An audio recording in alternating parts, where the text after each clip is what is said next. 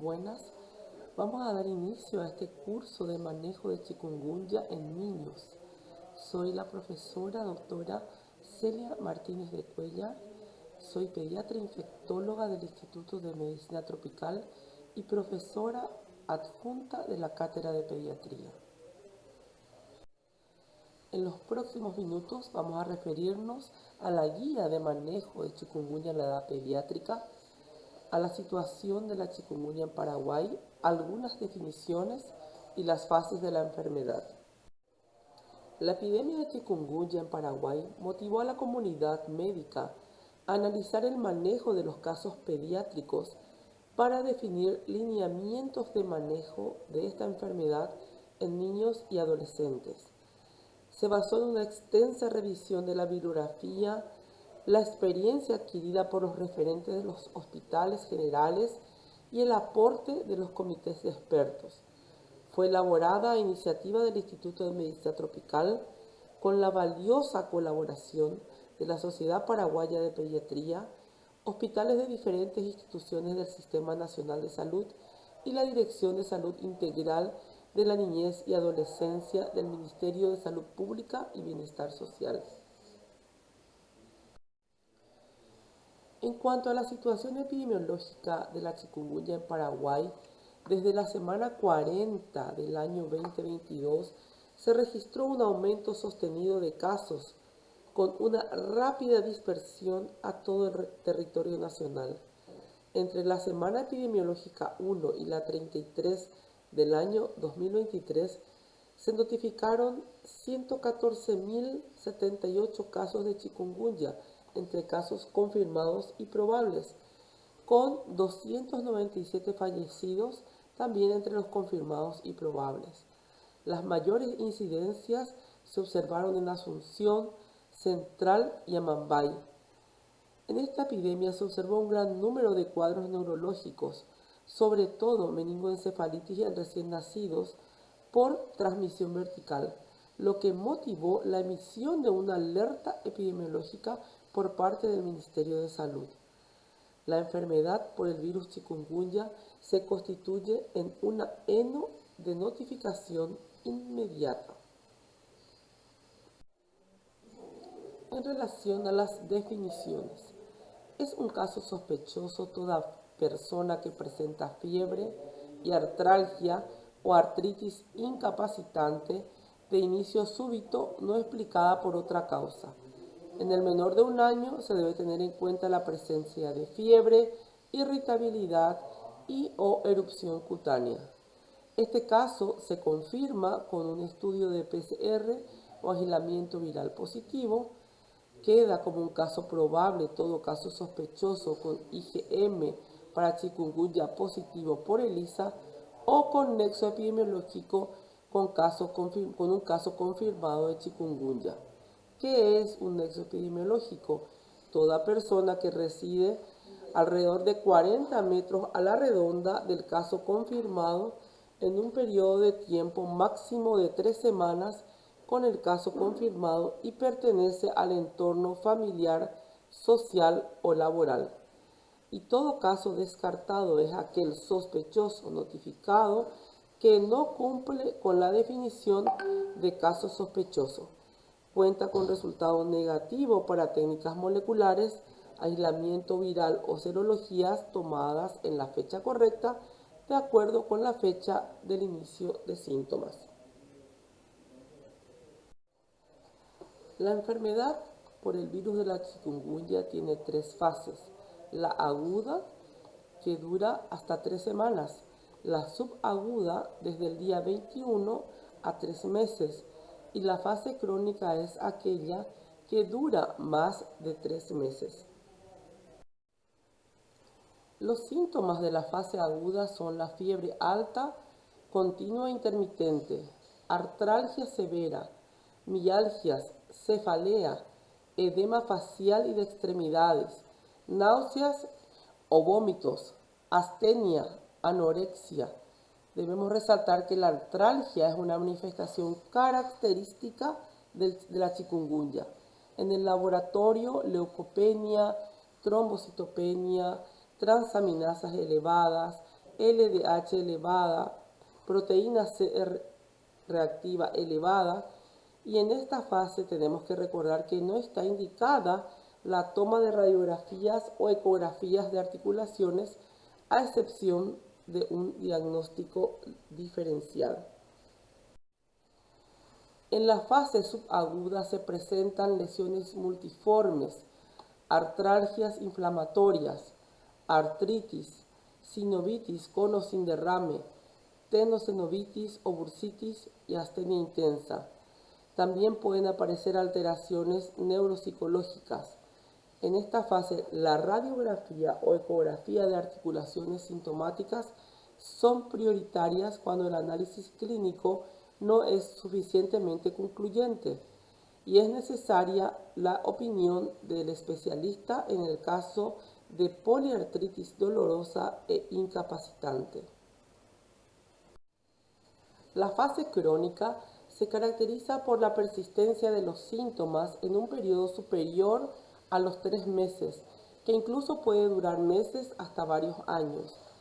Se observan las mismas manifestaciones clínicas de la fase aguda. Algunos pacientes desarrollan artropatía, artritis destructiva, semejante a la artritis reumatoidea o psoriásica. No existen cambios significativos de laboratorio ni radiográficos. Los factores de riesgo para la persistencia de los síntomas son la edad avanzada y trastornos articulares preexistentes. Podemos concluir entonces que la guía de manejo de chikungunya constituye una herramienta de apoyo para el manejo de la enfermedad. Paraguay presentó una epidemia de chikungunya con gran número de casos y muertes por la enfermedad. Y la enfermedad presenta 3 fases: la aguda, subaguda y crónica. Muchas gracias por su atención. Muy buenos días. Soy la profesora doctora Celia Martínez de Cuellar, pediatra infectóloga, y en el día de hoy vamos a abordar el manejo de chikungunya en pediatría. Vamos a abordar los grupos de riesgo, conocer los signos de gravedad, los criterios de hospitalización y el algoritmo de manejo clínico de la chikungunya en pediatría. ¿Cuáles son los grupos de alto riesgo?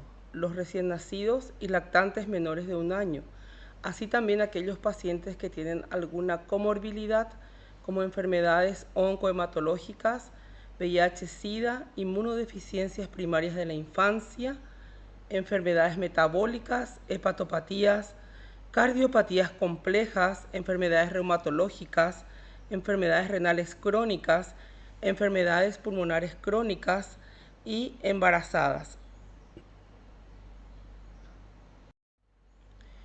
¿Cuáles son los signos de gravedad en chikungunya? En primer lugar, la intolerancia de la vía oral o vómitos frecuentes, 3 o más en 1 hora o 6 en 6 horas.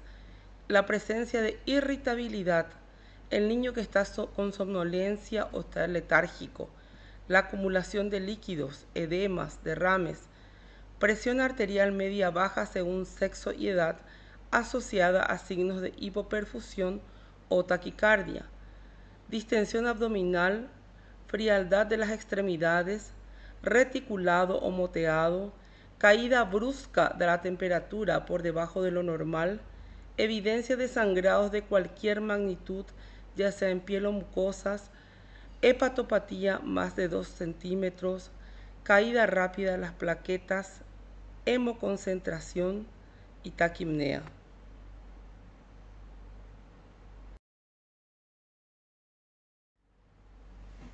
¿Cuáles van a ser los criterios de hospitalización?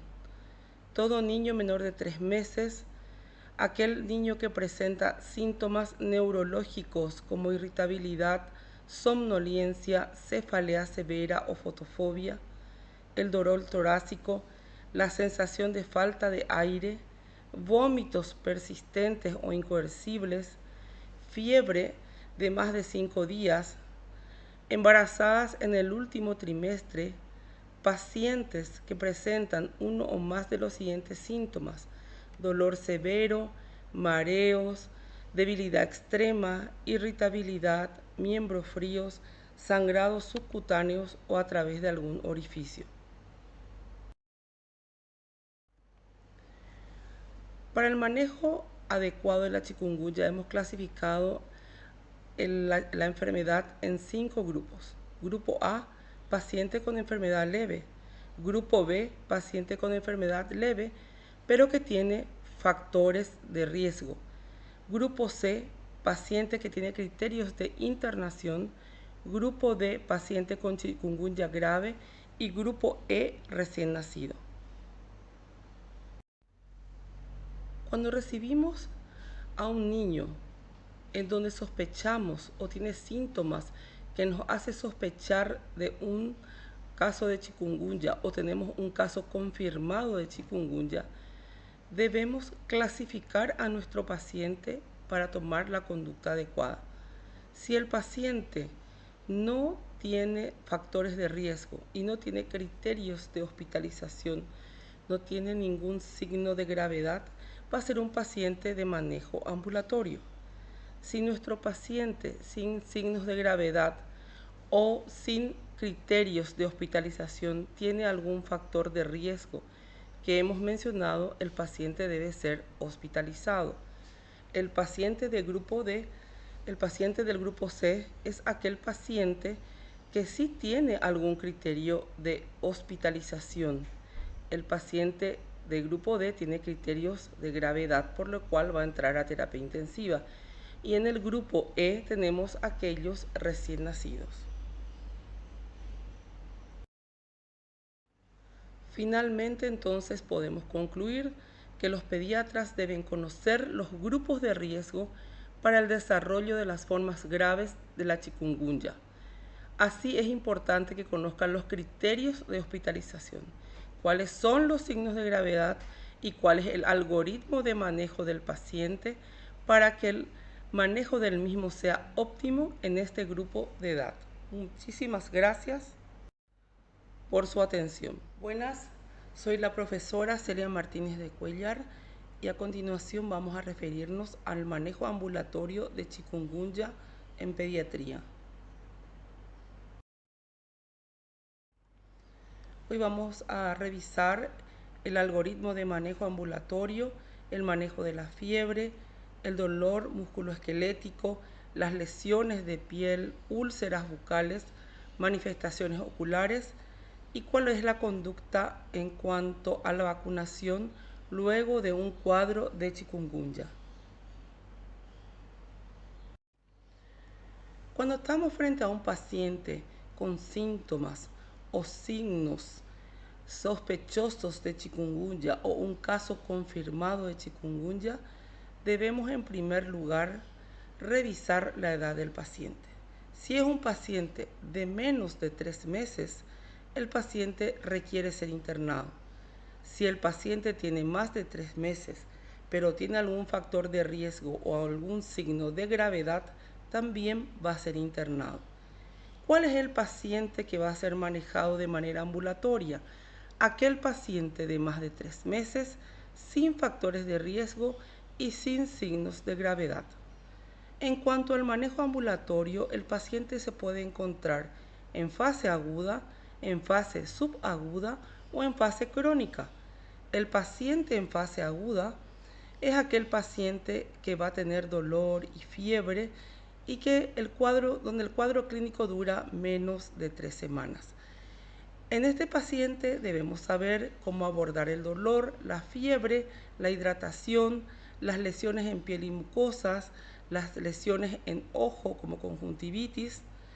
En la fase subaguda, el problema que se plantea es el manejo del dolor y de la inflamación, y en la fase crónica, el manejo del dolor.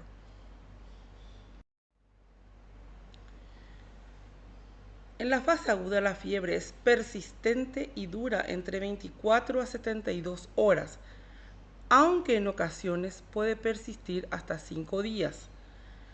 Para el manejo de la fiebre vamos a utilizar paracetamol a dosis de 10 a 15 miligramos por kilo peso dosis cada 6 horas con una dosis máxima de 500 miligramos dosis. Para el dolor muscular o musculoesquelético, que es intenso e incapacitante en la mayoría de los casos, podemos utilizar una escala verbal o visual del dolor de 0 a 10, de manera que si en la escala del dolor EVA es igual a más de 7, se considera que es un dolor intenso. Se pueden utilizar analgésicos comunes u opiáceos débiles en el caso que el dolor sea intenso, severo y persistente. Nunca utilizar AINES y salicilatos en esta etapa. Tampoco en esta fase están indicados los corticoides. Es fundamental la hidratación del paciente. En la fase aguda podemos tener signos de deshidratación. Para ello es importante controlar los signos clínicos, asegurarnos de que la mucosa esté húmeda, la piel turgente, que haya presencia de lágrimas, diuresis adecuada, frecuencia cardíaca y frecuencia respiratoria conforme a la edad. Se debe recomendar una adecuada hidratación vía oral y se puede indicar también el uso de suero oral. Ante la presencia de signos de gravedad, recomendar a la madre que acuda a la urgencia. Otro punto importante que se enfrenta al pediatra es el manejo de las erupciones y el prurito. Para ello podemos indicar lociones a base de óxido de zinc, lociones refrescantes y humectantes. También podemos utilizar antihistamínicos de uso común como la hidroxicina o la clorfeniramina y compresas frías.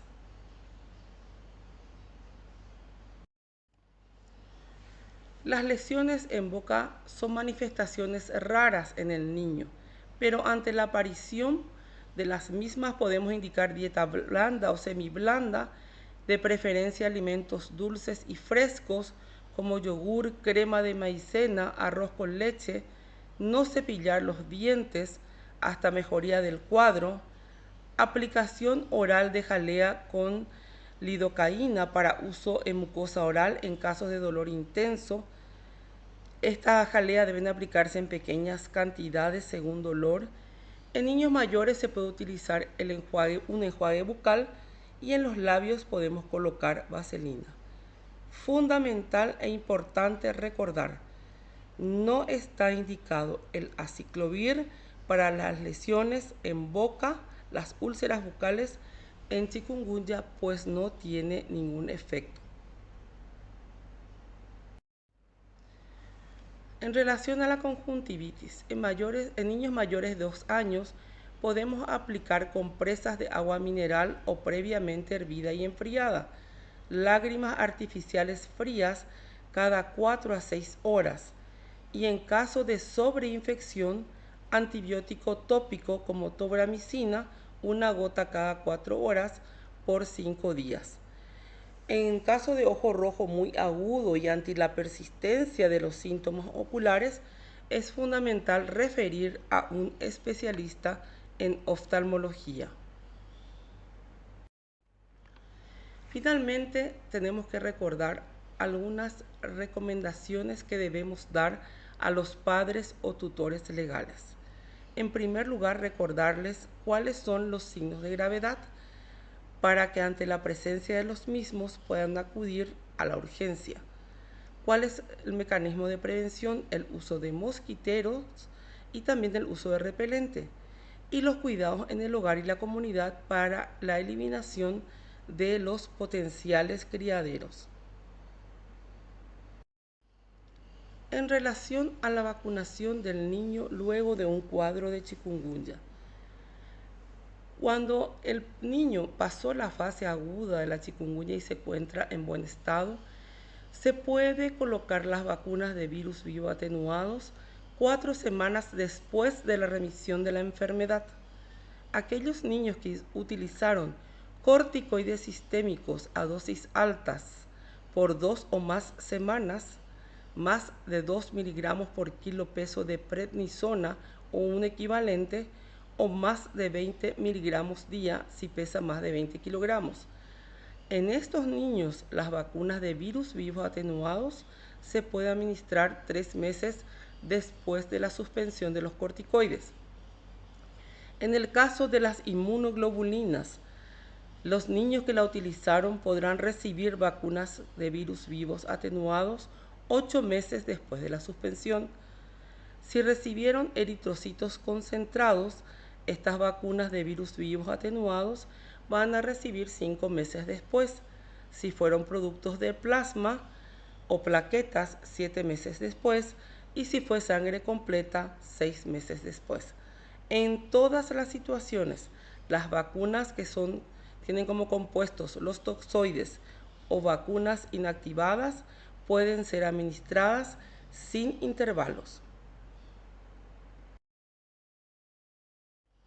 Como conclusión, es fundamental que el pediatra pueda valorar qué pacientes pueden ser manejados ambulatoriamente. Recordar que en la fase aguda están contraindicados los AINES y los corticoides.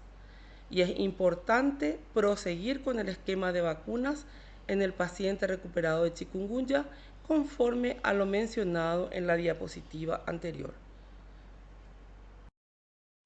Muchas gracias por su atención. Buenas, soy la profesora doctora Celia Martínez de Cuellar. En este momento vamos a revisar el manejo de los grupos B y C de chikungunya en pediatría.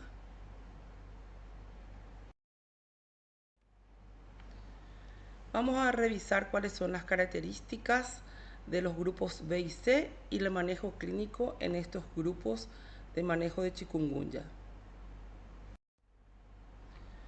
¿Cuáles son los pacientes del grupo B?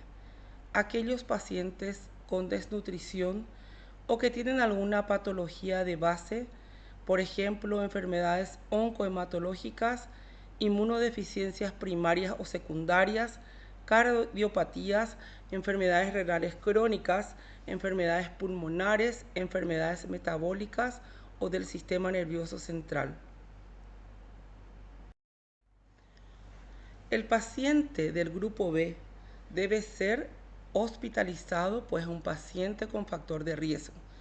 En este paciente vamos a solicitar un hemograma completo, la proteína C reactiva, vamos a realizar una prueba de PCR para confirmar chikungunya si el cuadro clínico tiene 5 o menos días de evolución, o podemos solicitar una serología de IgM para chikungunya si el tiempo es igual o mayor a 6 días.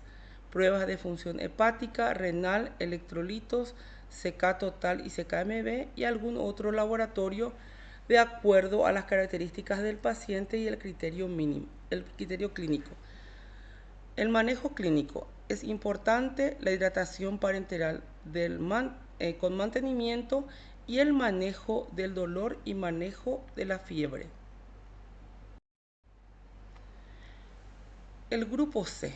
¿Cuál es el grupo C? Es aquel paciente donde el triángulo de evaluación pediátrica está alterado, es el paciente que tiene un dolor abdominal persistente, algún signo de extravasación como edema, somnolencia, taquipnea, distensión abdominal, intolerancia a la vía oral, incapacidad o dificultad para alimentarse, fiebre que persiste por más de 5 días, cianosis, taquipnea, una gasometría arterial alterada, disminución del estado de conciencia, paciente se encuentra letárgico o con pérdida de conocimiento o presenta convulsiones. También aquel paciente que presenta sangrados. En cuanto al manejo del paciente con criterios de internación o pacientes del grupo C. En cuanto al laboratorio, es importante realizar un hemograma completo, una PCR, también la detección del virus ya sea por PCR, en el que tiene una evolución menor o igual a 5 días, o serología IgM si el tiempo de evolución del cuadro es de 6 o más días. Pruebas de función hepática, renal, cardíaca, electrolitos, CK total, CKMB, otro laboratorio según criterio del médico tratante, si tenemos disponibilidad de dímero de ferritina IL-6 y procalcitonina también podemos solicitar, y es importante realizar una ecografía abdominal, una ecopleural, una ecografía cardíaca y un electrocardiograma. En cuanto al manejo clínico, es importante la hidratación parenteral, mantenimiento y valorar las expansiones, oxígeno en cánula nasal o mascarilla si la saturación de oxígeno es menor a 92% y también debemos indicar analgesia y antipirexia conforme al cuadro clínico.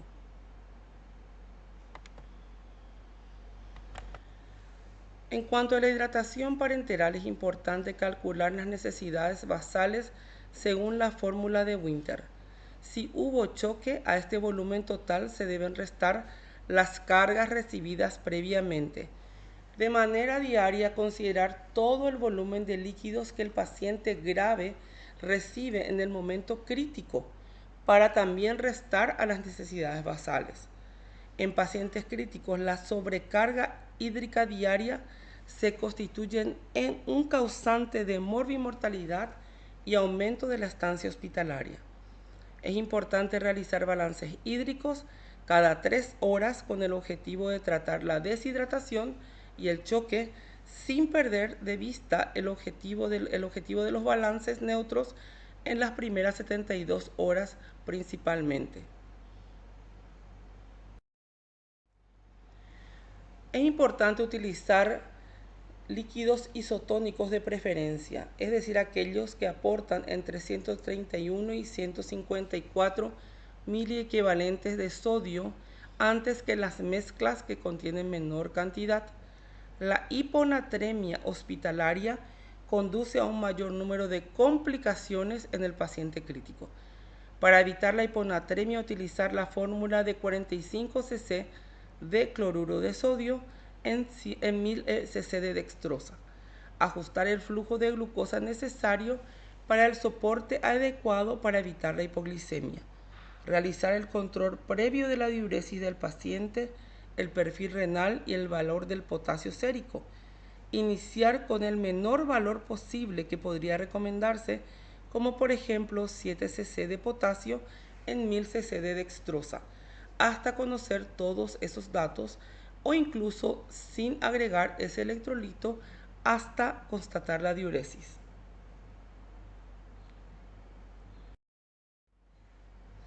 En cuanto al cálculo de las necesidades basales según la fórmula de Winter, tenemos que para los primeros 10 kilos vamos a administrar 100 cc por kilo de peso.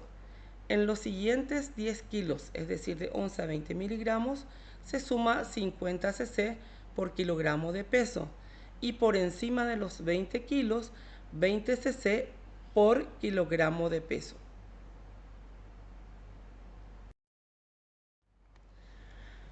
Concluyendo, es fundamental que el pediatra pueda valorar qué pacientes requieren ser hospitalizados, de manera a internarlos o referirlos oportunamente si el establecimiento de salud no es un servicio con disponibilidad de hospitalización.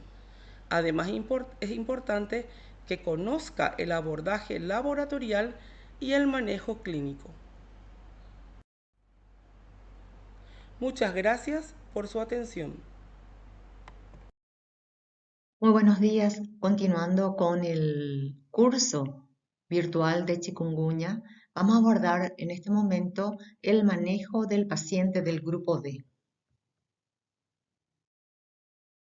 Vamos a abordar las características clínicas del grupo D, los estudios laboratoriales que uno debe solicitar, los estudios auxiliares del diagnóstico y el algoritmo terapéutico.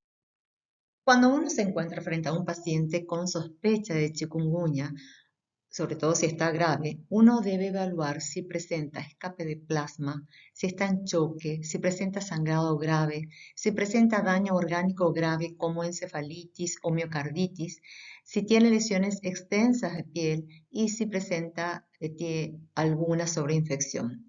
Debe clasificar ver si pertenece al grupo C o D y en consecuencia para actuar y derivar al paciente a unidad de cuidados intensivos pediátricos. Ante un paciente grave con sospecha de chikungunya, uno debe solicitar hemograma con recuento de plaquetas, PCR cuantitativa, pruebas de función hepática, pruebas de función renal, electrolitos, CPK, CPK total, CPK-MB, ProBNP, troponina I, dímero D, ferritina, IL-6, procalcitonina, electrolitos, hemocultivos y evaluar la posibilidad de realizar una punción lumbar en pacientes con síntomas y signos de encefalitis. Para confirmar el diagnóstico de chikungunya, uno debe solicitar reacción polimerasa en cadena si el paciente presenta menos de 5 días de evolución del cuadro y solicitar serología IgM si el paciente presenta más de 6 días de evolución. En cuanto a los estudios adicionales, uno debe solicitar ecografía abdominal, ecografía pleural, para ver si hay extravasación, si hay derrame pleural, ecocardiograma, electrocardiograma y en los pacientes en quienes se sospecha o en quienes se confirma encefalitis, lo ideal es realizar resonancia magnética cerebral si es que están dadas las condiciones clínicas. En cuanto al abordaje terapéutico, uno debe asegurar la vía venosa central o centralizada para la hidratación parenteral y debe evaluar si requiere expansiones. Por otro lado, debe evaluar el requerimiento de oxígeno en cánula nasal o mascarilla si la saturación de oxígeno es menor a 92% y evaluar con el terapista si es que el paciente requiere asistencia respiratoria mecánica. No olvidarse del manejo del dolor en estos pacientes y en el manejo de las convulsiones si están presentes. Entonces, ante un paciente grave, uno debe evaluar la afectación cardiovascular, la afectación del sistema nervioso central, la afectación hepática, renal, hematológica y cutánea. En conclusión, todo paciente con sospecha o confirmación de chikungunya, principalmente aquellos con factores o grupo de riesgo, deben ser evaluados periódicamente para detectar la aparición de signos y síntomas que requieran internación. Y todo paciente del grupo D debe ser ingresado a una unidad de cuidados intensivos. Y recordar que el abordaje debe ser multidisciplinario. Muchas gracias y espero que esta presentación les sea de mucha utilidad.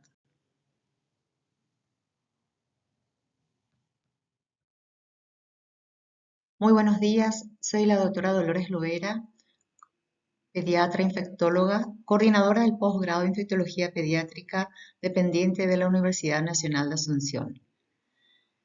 En el marco del curso virtual de chikungunya, a continuación les voy a presentar un caso clínico muy interesante de chikungunya.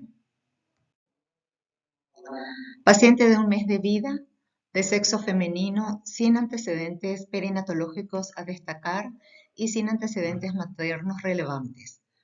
La paciente procede de Areguá.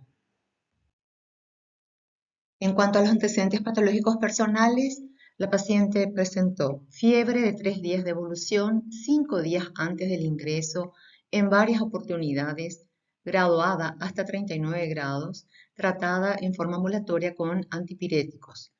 Al cuadro se agrega eritema macular generalizado de 4 días de evolución, que evoluciona a lesiones ampollares numerosas en miembros superiores e inferiores y en tronco, respetando palmas y plantas. Al cuadro se agrega irritabilidad y rechazo alimentario de 3 días de evolución.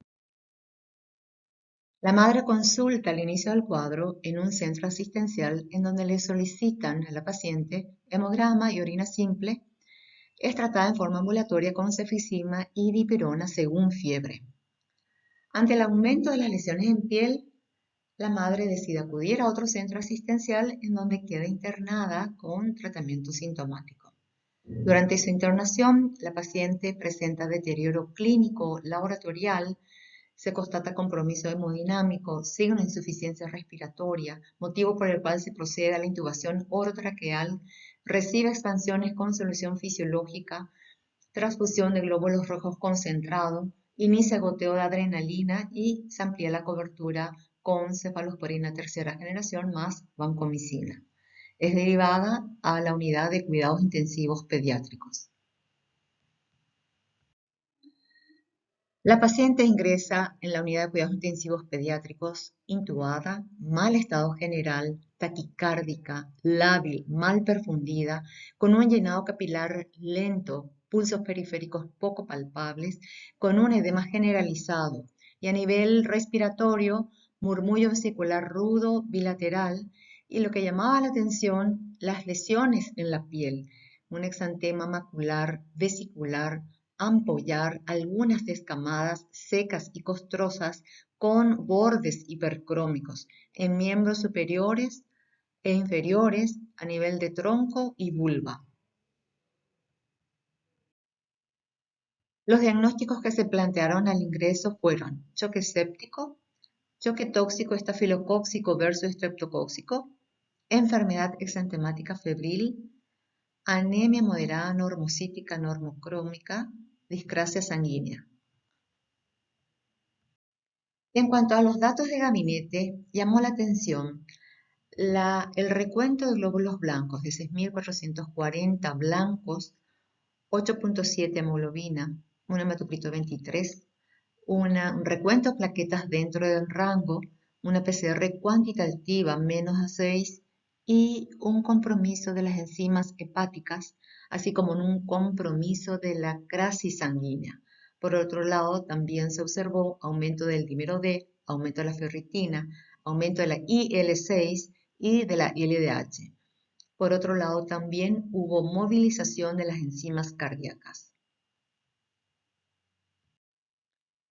En la ecocardiografía solicitada se informa insuficiencia leve de la válvula mitral y tricuspidea. En el contexto de un cuadro grave con antecedente de lesiones en piel y en el contexto epidemiológico en el que se estaba viviendo, se solicitó un panel para arbovirosis y de eso resultó positivo ARN para chikungunya. Con eso se hace el diagnóstico de chikungunya grave.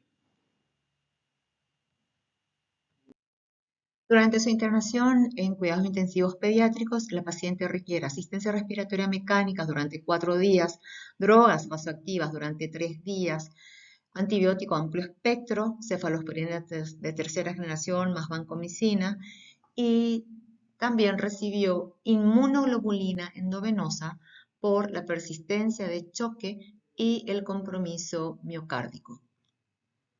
Presenta muy buena evolución clínica. En el día 9 de internación pasa a sala común de pediatría y en el día 13 presenta el alta hospitalaria en buen estado general. Finalmente, los diagnósticos de egreso fueron choque séptico, chikungunya grave, miocarditis.